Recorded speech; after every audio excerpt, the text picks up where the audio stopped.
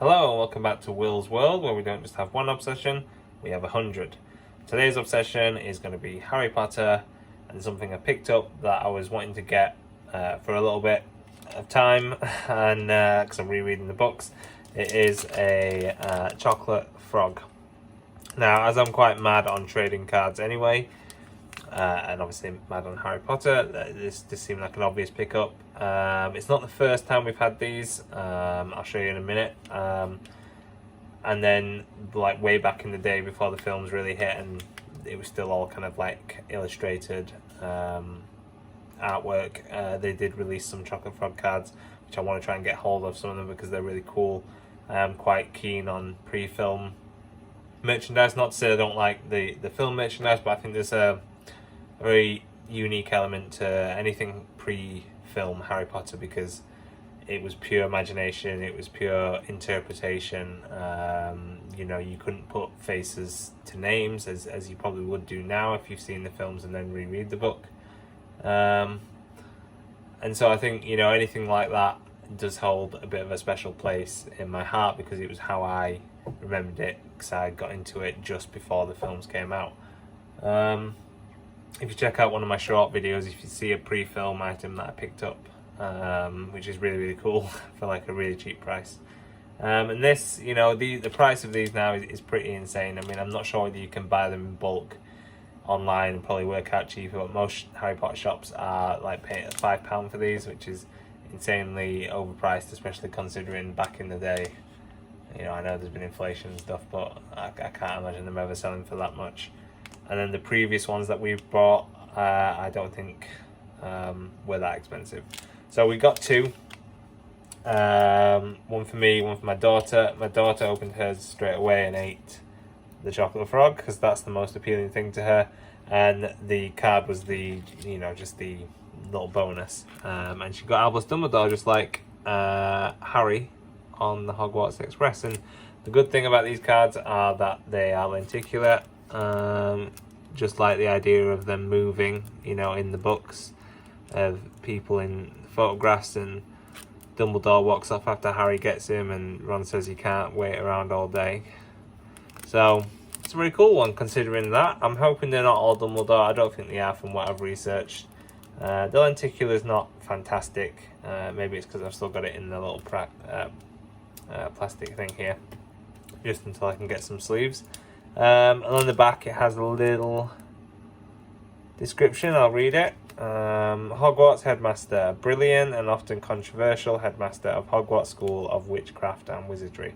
Albus Dumbledore is the most famous for his 1945 defeat of Grindelwald and his steadfast championing of Harry Potter, the boy who lived. Dumbledore's self-proclaimed proudest achievement, however, was featuring on a famous wizard's chocolate frog card. So that's Dumbledore. So a good few years back now, I'm talking pre-COVID, we must have picked up some other ones because this one looks like it's potentially from the same series. And this is Josunda Sykes, or Jocunda. I'm nearly finished the 7th book and I've not heard of her, but maybe that's just because you're not supposed to hear of them all. And it just says on the back here, as you can see, we'll read it. This witch is famous for the first ever Atlantic broom crossing. So you can see her there saluting. This one, lenticular, is much better. That's so cool. Yeah, so maybe that's a bit more of an obscure one, and obviously by the back, in comparison to Dumbledore, you don't get a whole lot. And then this one must have been from one of the first series of chocolate frogs after the films, I guess.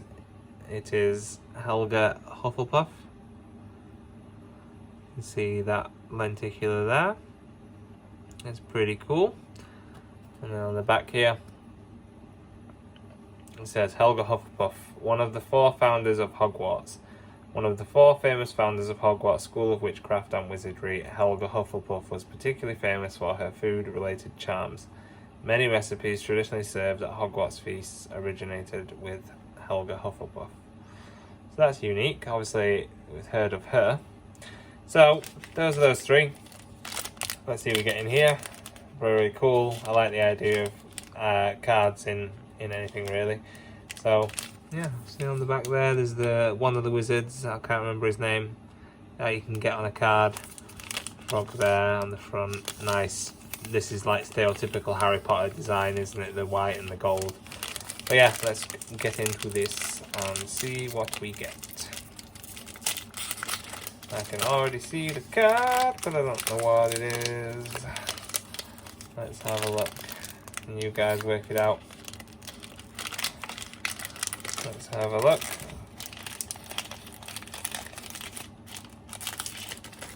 Now I'll just show you the chocolate frog as well. It looks like it's like a crispy type chocolate frog. It's very cool, like the ones in the films. But that's going to taste nice. We'll get to the card then. Let's have a look. Beaumont Marjoribanks. Can't say I've heard of him. I probably butchered his name there. It says,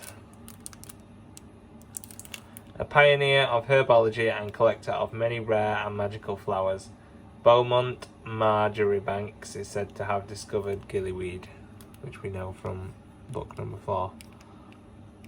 So not the best lenticular on him as well. So there you go. A little bit disappointing, but nonetheless, it's, you know, we got Dumbledore in the first one, so we can't really complain. I'm glad my daughter opened that one because she would have had no clue, as do I, as to who this guy is.